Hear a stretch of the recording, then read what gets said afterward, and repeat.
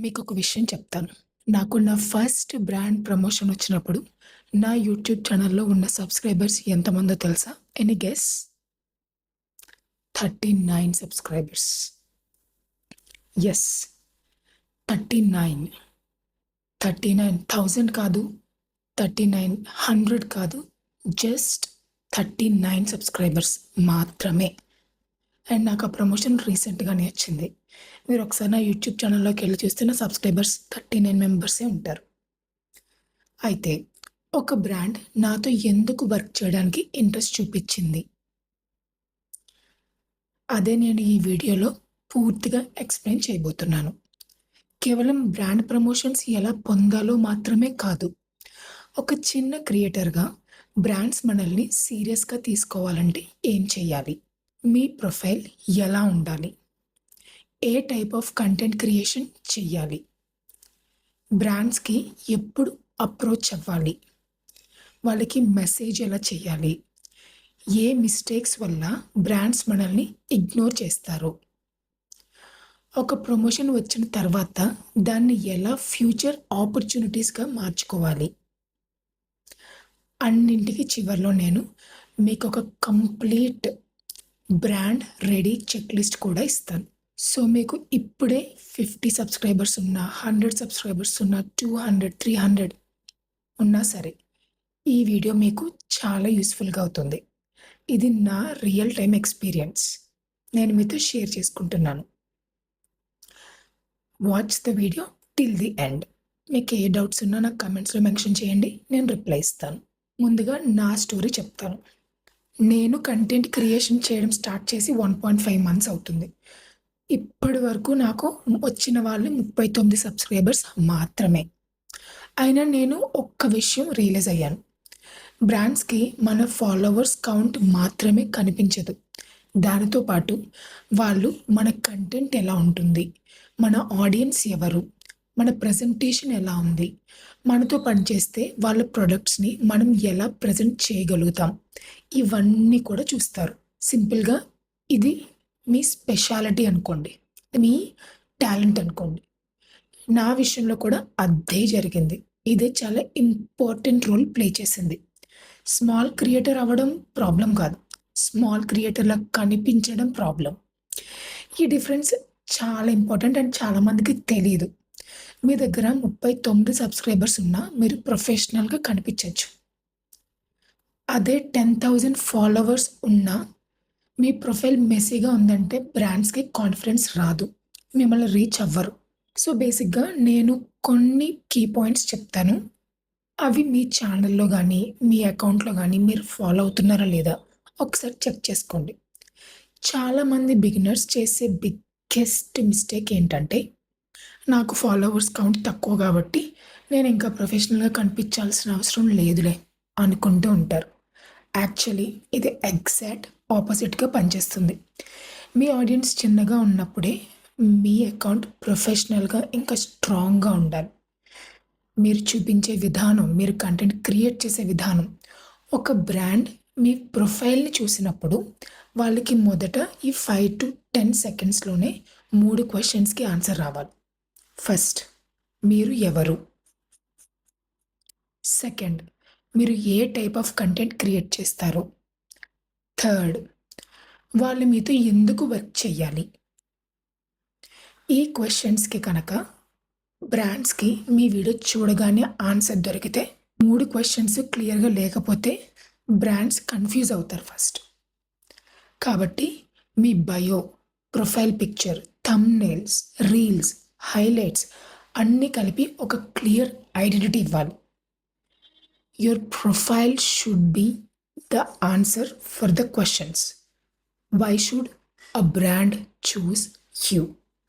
ఎందుకు ఒక బ్రాండ్ మిమ్మల్ని చూస్ చేసుకోవాలి అనే క్వెషన్‌కి మీరు మీ ప్రొఫైల్ ద్వారానే ఆన్సర్ ఇవ్వాలి.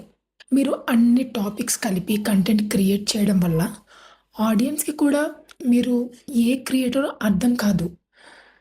ఈరోజు ట్రావెల్, రేపు ఫుడ్, హ్మ్, next day random memes, suddenly ఒక స్కిన్ కేర్ బ్రాండ్ లేకపోతే ఒక ఫ్యాషన్ ఐకాన్‌గా ఇలా చేస్తే బ్రాండ్స్ కూడా వాటికి మీ పొజిషనింగ్ అర్థం చేసుకోవడం కష్టమవుతుంది. అందుకే మీకు ఒక క్లియర్ క్రియేటర్ ఐడెంటిటీ ఉండాలి. ఫర్ ఎగ్జాంపుల్ నేను ఏఐ టూల్స్ గురించి కంటెంట్ చేస్తాను. ఎడిటింగ్ అండ్ క్రియేటర్ గ్రోత్ గురించి కంటెంట్ చేస్తాను. కుకింగ్ మీద కంటెంట్ చేస్తాను. నేను beauty and life style content create చేస్తాను. లేకపోతే నేను టెక్ మీద వీడియోస్ చేస్తాను. ఏఎస్ఎంఆర్ మీద కంటెంట్ చేస్తాను. అన్బాక్సింగ్ వీడియోస్ చేస్తాను. What not. మీ నీష్ అనేది ఒక ప్రిజన్ కాదు. మీరు లైఫ్ లాంగ్ ఒకే టాపిక్లో ఉండాల్సిన అవసరం కూడా లేదు. కానీ మీ ఆడియన్స్కి ఒక క్లియర్ రీజన్ ఉండాలి ఎందుకు వాళ్ళు మిమ్మల్ని ఫాలో చేయాలి. ఇది యూట్యూబ్ గ్రోత్కి కూడా చాలా ఇంపార్టెంట్. ఎందుకంటే సబ్స్క్రైబర్స్ రావడం కన్నా రైట్ సబ్స్క్రైబర్స్ రావడం ఇంపార్టెంట్. అక్కడే మీకు కమ్యూనిటీ అనేది బిల్డ్ అవుతుంది. అది మీకు ఫర్దర్గా చాలా చాలా హెల్ప్ అవుతుంది. నేను ఇదే మాట నా ముందు వీడియోస్లో కూడా చెప్పాను. మీరు ఒకసారి అవి చూస్తే మీకు అర్థమవుతుంది ఎందుకు నేను ఇంత స్ట్రాంగ్గా ఈ లైన్ని రిపీట్ చేస్తున్నాను. ఇది మాత్రం చాలా ఇంపార్టెంట్ పాయింట్. బ్రాండ్ ప్రమోషన్స్ కావాలంటే మీ కంటెంట్లో మీరు ఆల్రెడీ ప్రొడక్ట్స్ని న్యాచురల్గా ప్రజెంట్ చేయగలగాలి. అలా చూపించాలి. అంటే ప్రతి వీడియోలో అడ్వర్టైజ్మెంట్ ఇవ్వమని నేను చెప్పను. అలాగే ప్రతి వీడియోలోనూ మీరు బ్రాండ్స్ని రివ్యూ చేయమని కూడా చెప్పను. కానీ ప్రోడక్ట్ని ఎలా ఇంట్రడ్యూస్ చేయాలి, ఫీచర్ని ఎలా ఎక్స్ప్లెయిన్ చేయాలి, ప్రాబ్లమ్ని ఎలా ఐడెంటిఫై చేయాలి, సొల్యూషన్గా ప్రోడక్ట్ని ఎలా చూపించాలి, ఇవి మీ కంటెంట్లో న్యాచురల్గా కనిపించాలి. ఐ హోప్ మీకు అర్థమవుతుంది అనుకుంటున్నాను. ఒక బ్రాండ్ మీ ప్రొఫైల్ చూసినప్పుడు ఈ క్రియేటర్కి ప్రోడక్ట్ ఇస్తే మంచి కంటెంట్ చేయగలరు అని వాళ్ళకి అనిపించాలి. అది ఎలా తెలుస్తుంది అంటే మీ కంటెంట్లో, మీ అకౌంట్లో మీరు పోస్ట్ చేసే వీడియోస్లో మీరు చూపించాలి. Just don't tell brands that you're good, show them through your content. మీ కంటెంట్ ఇట్ సెల్ఫ్ మీ పోర్ట్ఫోలియో. దీన్ని బట్టి మీరు ఎలా మీ కంటెంట్ని చూపించాలనుకుంటున్నారో మీరే ప్లాన్ చేసుకోవాలి. నేను ఒక క్వశ్చన్ అడుగుతా, మీ రెజ్యూమ్ ఎక్కడుంది? మీ దగ్గర పీడిఎఫ్లో ఉండాల్సిన అవసరం లేదు. మీ లేటెస్ట్ 10 వీడియోస్లో మీ రెజ్యూమే ఉంటుంది. రిటర్న్ ఫార్మాట్లో లెటర్ అనట్లేదు, బట్ మీ లాస్ట్ 10 వీడియోస్ చూస్తే వాళ్ళకి అర్థం అవ్వాలి. అదే మీ రెజ్యూమే. బ్రాండ్స్ ఒక్కసారి మీ ప్రొఫైల్కి వచ్చి రీసెంట్ కంటెంట్ చూసినప్పుడు వాళ్ళకి క్వాలిటీ, కన్సిస్టెన్సీ కనిపించాలి. అందుకే ఒక్క వైరల్ వీడియో కోసం కాకుండా 10 గుడ్ వీడియోస్ క్రియేట్ చేయండి, ఫోకస్ చేయండి. Viral videos like viral content వల్ల, లేకపోతే మీరు చేసిన వీడియోస్ వైరల్ అవ్వడం వల్ల వ్యూస్ వస్తాయి, అది కానీ కన్సిస్టెంట్ క్వాలిటీ వల్ల మాత్రమే ట్రస్ట్ వస్తుంది. And brands pay for trust. మీరు ఏదో ర్యాండమ్గా ఒక వీడియో బాగా చేసి ఒక వీడియో లైట్ తీసుకున్నారనుకోండి, మిమ్మల్ని నోటీస్ చెయ్యవు. ఎందుకంటే అక్కడ కన్సిస్టెన్సీ అనేది మిస్ అవుతుంది. మీరు ప్రతి వీడియోలోనూ మీ క్వాలిటీ మెయింటైన్ చేయాలి. ఇప్పుడు మనం ఒక మిత్ని బ్రేక్ చేద్దాం. బ్రాండ్ డీల్స్ రావాలి అంటే థౌజండ్స్ ఆఫ్ ఫాలోవర్స్ కావాలి అని చాలామంది అంటూ ఉంటారు. But it's not necessary. Imagine 2 creators ఉన్నారనుకుందాం. క్రియేటర్ ఏ 20,000 ఫాలోవర్స్ ఉన్నారు, కానీ ఆడియన్స్కి వాళ్ళ కంటెంట్తో అంత ఇంటరాక్ట్ అవ్వట్లేదు. క్రియేటర్ బి 1000 ఫాలోవర్స్ ఉన్నారనుకుందాం, కానీ ఆడియన్స్ ఇంటరాక్షన్ ఎక్కువగా ఉంది. ఆడియన్స్ ఇంటరాక్షన్ మనకి ఎక్కడ తెలుస్తుందంటే కమెంట్స్, రిప్లైస్, క్వశ్చన్స్. ఆడియన్స్ మనల్ని క్వశ్చన్స్ అడుగుతున్నారు, మన వీడియో కింద కమెంట్స్ చేస్తున్నారు, మీరు రిప్లై ఇచ్చి వాళ్ళ క్వశ్చన్స్కి ఆన్సర్స్ ఇస్తున్నారు. కొన్ని సిచ్యువేషన్స్లో బ్రాండ్స్ ఇవి కూడా నోటీస్ చేస్తాయి. ఎందుకంటే ఇన్ఫ్లుయెన్స్ అవ్వాలి అంటే ఫాలోవర్స్ కౌంట్ మాత్రమే కాదు. ఇన్ఫ్లుయెన్స్ అంటే మీరు చెప్పిన దాన్ని మీ ఆడియన్స్ ఎంతవరకు ట్రస్ట్ చేస్తున్నారు. అందుకే కమెంట్స్కి రిప్లై ఇవ్వండి, కమ్యూనిటీ బిల్డ్ చెయ్యండి, ఆడియన్స్తో కాన్వర్జేషన్స్ చేయండి. Don't just build followers, build trust. నేను ఇదే మాట మళ్ళీ రిపీట్ చేస్తున్నాను, ఎందుకంటే ఇది చాలా ఇంపార్టెంట్ కాబట్టి. ఇంత తక్కువ మంది ఫాలోవర్స్తో నాకు బ్రాండ్ ప్రమోషన్ ఎందుకు వచ్చింది, ఎలా వచ్చింది అనడానికి ఇది ఒక మెయిన్ రీజన్. ఇది బిగినర్స్కి చాలా ఇంపార్టెంట్. ఏదో ఒక రోజు బ్రాండ్సే నాకు మెసేజ్ చేస్తే, నన్ను నోటీస్ చేస్తే అని కూర్చోకుండా బ్రాండ్స్కి ప్రోయాక్టివ్గా రీచ్ అవ్వండి. అలానే ర్యాండమ్గా బ్రాండ్స్కి స్పామ్ మెసేజెస్ చేయకండి. ముందుగా రీసెర్చ్ చేయండి. మీ నీష్కి సంబంధించిన బ్రాండ్స్ ఏమేంటి, వాళ్ళ ప్రొడక్ట్స్ని ఆడియన్స్కి ఎలా యూస్ఫుల్ అవుతాయి, మీ కంటెంట్ స్టైల్కి మ్యాచ్ అవుతుందా లేదా, వాళ్ళతో ఆల్రెడీ సిమిలర్ క్రియేటర్స్ వర్క్ చేస్తున్నారా, ఇవన్నీ చూసి షార్ట్ లిస్ట్ చేయండి. ఇదెంతో టైం పట్టదు, ఫ్రీయే కదా, మన దగ్గర ఫోన్ ఉంది, ఇంటర్నెట్ ఉంది, అన్నీ వాడుకుని కొంచెం రీసెర్చ్ చేయండి. 10 రిలవెంట్ బ్రాండ్స్కి పర్సనలైజ్డ్ మెసేజెస్ పంపండి. 100 ర్యాండమ్ బ్రాండ్స్కి కాపీ పేస్ట్ మెసేజెస్ పంపడం కన్నా కూడా ఇది చాలా బెటర్. సో మీరు కొంచెం రీసెర్చ్ చేసి మీ నీష్కి తగ్గ బ్రాండ్స్ ఏమేమి ఉన్నాయో చూసి వాటికి కస్టమైజ్డ్ మెసేజ్ పంపించండి. ఎక్కువ మంది క్రియేటర్స్ కామన్గా చేసే మిస్టేక్ ఏంటో చెప్పనా? వాళ్ళు పెట్టే మెసేజెస్ ఎలా ఉంటాయంటే, hi, is collaboration available, please collaborate with me, can you send me your product. ఇలాంటి మెసేజెస్ బ్రాండ్స్కి వేలల్లో వస్తాయి. మీరు మళ్ళీ అదే మెసేజ్ చేస్తే వాళ్ళు పట్టించుకోరు. Instead think like a marketer.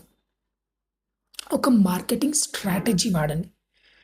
మీరు మీ మెసేజెస్లో హూ ఆర్ యూ, మీరెవరు, వై దిస్ బ్రాండ్, ఎందుకే ఈ బ్రాండ్కి మెసేజ్ చేస్తున్నారు, వాట్ కెన్ యూ క్రియేట్, మీరేం క్రియేట్ చేయగలరు, వై విల్ బెనిఫిట్ దెమ్, మీ నుంచి ఈ బ్రాండ్ ఎంత బెనిఫిట్ పొందుతుంది, ఇవి ఉండాలి మీ మెసేజ్లో. ప్రొఫెషనల్ మెసేజ్ ఎలా ఉండాలి అంటే, for example, hi, I'm Kavya, I'm a creator focused on AI and editing content. I came across your product and I have an idea for a short form video that naturally demonstrates your product and it highlights it. I believe this could fit well with my audience and content style. I did love to explore a collaboration. Difference chusara. First one is like, give me a collaboration. Second one, I have an idea that can help your brand to highlight and demonstrates better. ఇక్కడ మీరు notice చేయాల్సింది mind set change. First message and second message యొక్క సారాంశం ఒక్కటే, నాకు promotion కావాలి, మీరు ఇవ్వండి. కానీ అడిగే విధానం చూసారా ఎంత డిఫరెన్స్ ఉంది? సో మనకి కావాల్సింది మనం అడగడంలో తప్పు లేదు, కానీ ఎలా అడుగుతున్నాము, ఎదుటి వాళ్ళకి ఎలా అర్థమవుతుంది అనేది ఇంపార్టెంట్. ఇంకొక ఇంపార్టెంట్ పాయింట్, మీకు 39 ఫాలోవర్స్ ఉన్నారని మీరు మీ వాల్యూ 0 అని అస్సలు అనుకోవద్దు. ఫాలోవర్స్ కౌంట్ ఇంపార్టెంట్, చాలా ఇంపార్టెంట్. దానికన్నా ఇంపార్టెంట్ అయినవి ఇంకా ఉన్నాయి. కానీ అదే సమయంలో నాకు 39 ఫాలోవర్స్ ఉన్నారు కాబట్టే నేను ఇంత ఛార్జ్ చేస్తాను అని అన్రియలిస్టిక్ ఎక్స్పెక్టేషన్స్ కూడా పెట్టుకోకండి. మీ ఫాలోవర్స్ కౌంట్ బట్టి ఇంత ఛార్జ్ చేయాలి, అంత ఛార్జ్ చేయాలి అని ప్రజెంట్ అయితే గ్రాఫ్ ఏం పెట్టుకోవద్దు. మీ వాల్యూ డిటర్మిన్ చేసేది మీ కంటెంట్ క్వాలిటీ, మీ ఆడియన్స్, మీ నీష్, డెలివరబుల్స్, మీరు కంటెంట్ని ఎలా డెలివర్ చేస్తున్నారు. నెక్స్ట్, మీ క్రియేటివ్ ఎబిలిటీ. మీ దగ్గరకు ఒక ప్రమోషన్ వస్తే దాన్ని ఎంత క్రియేటివ్గా, ఎంత యూనిక్గా ప్రజెంట్ చేయగలుగుతున్నారు. నెక్స్ట్, ఎంగేజ్మెంట్, ఆడియన్స్ యొక్క ఎంగేజ్మెంట్. మీ ఎక్స్పీరియన్స్, బ్రాండ్ రిక్వైర్మెంట్స్, ఇవన్నీ కూడా లెక్కలోకి వస్తాయి. ఇవన్నీ కన్సిడర్ చేసి మీకు ఒక బ్రాండ్ అనేది ప్రమోషన్ ఇస్తుంది. మొదటి కొలాబరేషన్స్లో ఆబ్జెక్టివ్ కేవలం మనీ కాకపోవచ్చు, లైక్ ఇంతొస్తేనే చేస్తా, అంతొస్తేనే చేస్తా అనే అబ్జెక్షన్స్ ఏం పెట్టుకోవద్దు. ప్రూఫ్ ఆఫ్ వర్క్ కూడా ఒక అసెట్టే. అంటే నేను ఈ వర్క్ చేశాను అని చెప్పుకోగలగాలి. చెప్పుకోగలగాలంటే మీరు చేసి ఉండాలి. కానీ ఫ్రీగా ఎవ్రీథింగ్ చేయమని కూడా నేను చెప్పను. మీ డెలివరబుల్స్, ఎక్స్‌పెక్టేషన్స్, టైమ్‌లైన్స్ ముందే క్లారిటీగా చేసుకోండి. సో, బేసిక్‌గా మీకు ఇవన్నీ ఒక ఐడియా ఉన్న తర్వాత మీ దగ్గరికి ఒక బ్రాండ్ వస్తే మీరు ఎలా రెస్పాండ్ అవ్వాలి అనేది ఒక క్లారిటీ తెచ్చుకోండి. ఫస్ట్ ప్రమోషన్‌లోనే నాకు ఇంత కావాలి, అంత కావాలని ఎక్స్‌పెక్ట్ చేయొద్దు. అలాగని అన్నీ ఫ్రీగా చేయమని నేను చెప్పను. బట్ మనీ కన్నా కూడా మిగిలినవి మీరు కొంచెం మైండ్‌ఫుల్‌గా చూస్ చేసుకోండి. ఇది చాలా క్రియేటర్స్‌కి తెలీదు. బ్రాండ్స్ మీ వీడియోని మీ ఇన్‌స్టాగ్రామ్, యూట్యూబ్‌లో పోస్ట్ చెయ్యమని అడిగిందా?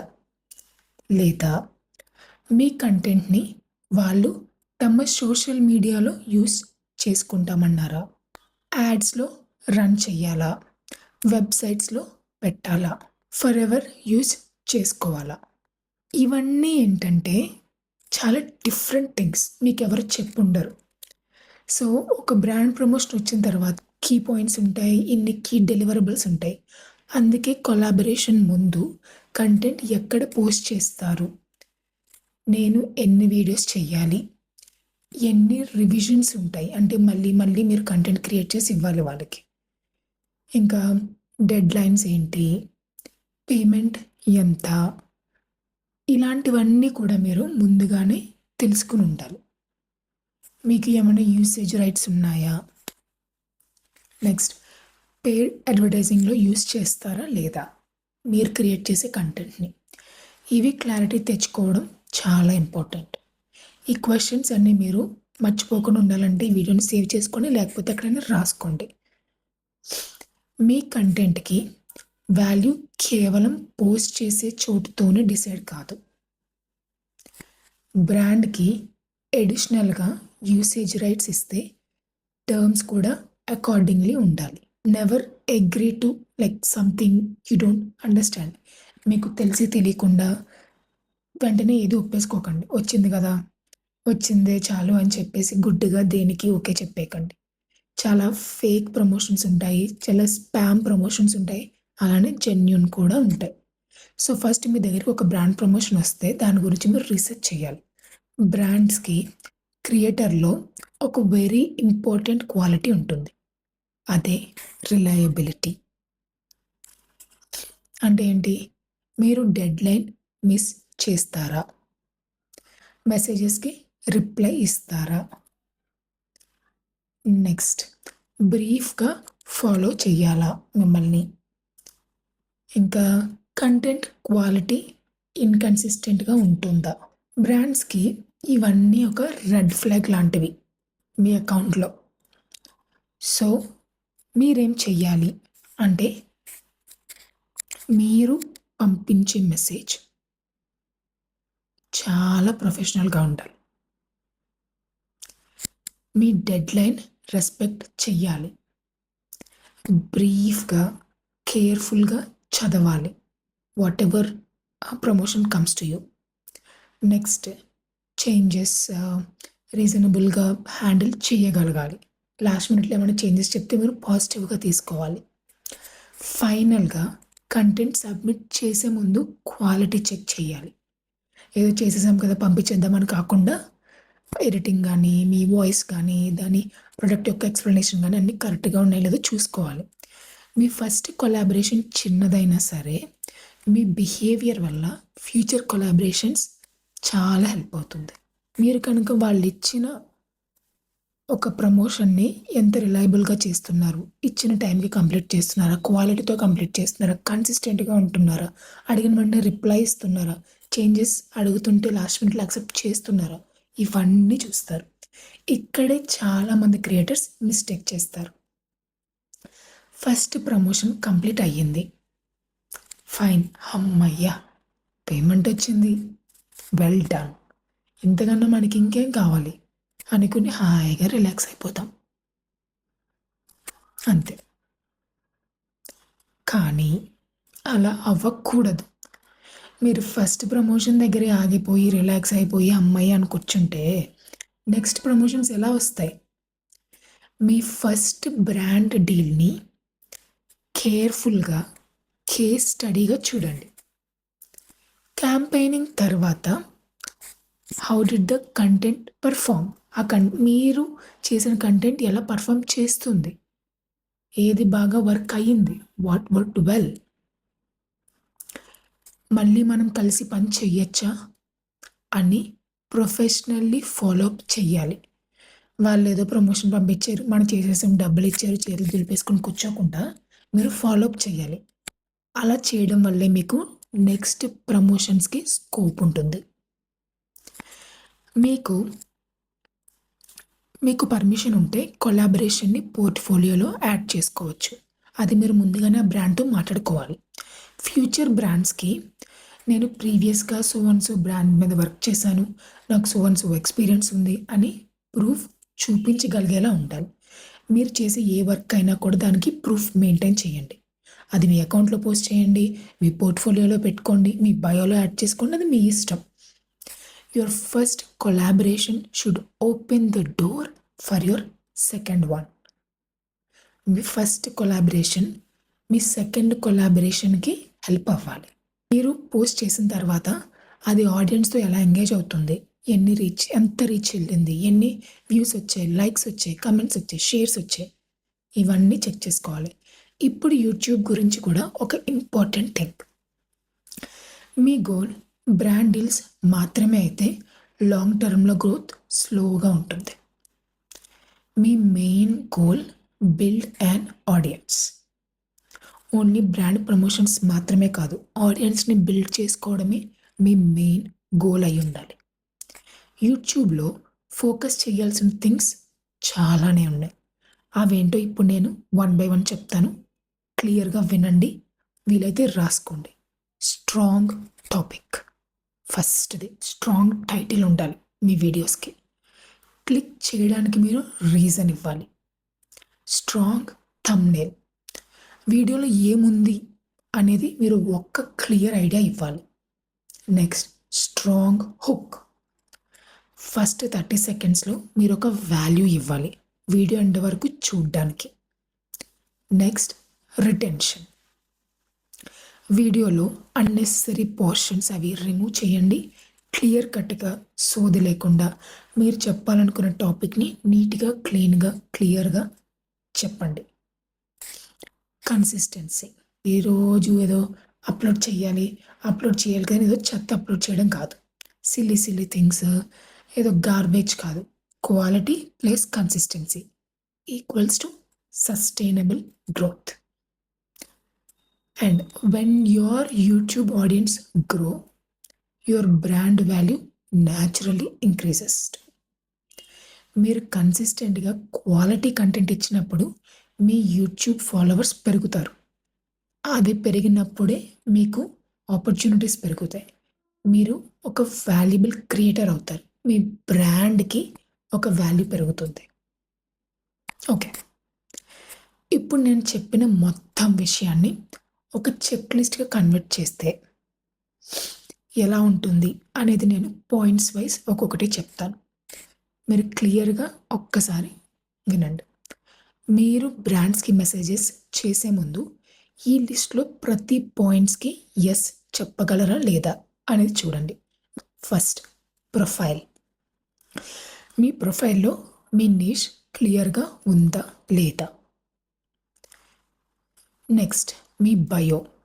మీ బయోలో క్లియర్గా ఎక్స్ప్లెయిన్ చేస్తున్నారా లేదా, మీరు ఏం చేస్తున్నారో అనేది మీ బయోలో క్లియర్గా ఎక్స్ప్లెయిన్ చేయాలి. థర్డ్, మీ ప్రొఫైల్ ప్రొఫెషనల్గా కనిపిస్తుందా లేదా.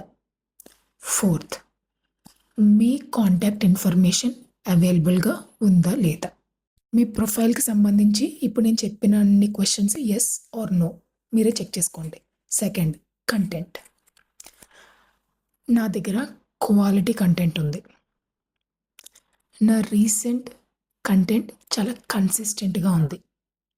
నెక్స్ట్, నా కంటెంట్ నా పర్సనాలిటీని చూపిస్తుంది. ఫోర్త్, నేను న్యాచురల్గా నా ప్రొడక్ట్స్ని ఇంటిగ్రేట్ చేస్తున్నాను నా కంటెంట్లో. అంటే ఏదో యాడ్ చేసినట్టు అతికినట్టు కాకుండా న్యాచురల్గా ఒక ఫ్లోలో చూపించగలుగుతున్నాను. నెక్స్ట్, నా కంటెంట్ నా పోర్ట్ఫోలియోగా యాడ్ చేస్తుంది. వీటన్నిటిలో ఎన్ని ఎస్లు ఉన్నాయో మీరు చెక్ చేసుకోండి. Third, audience.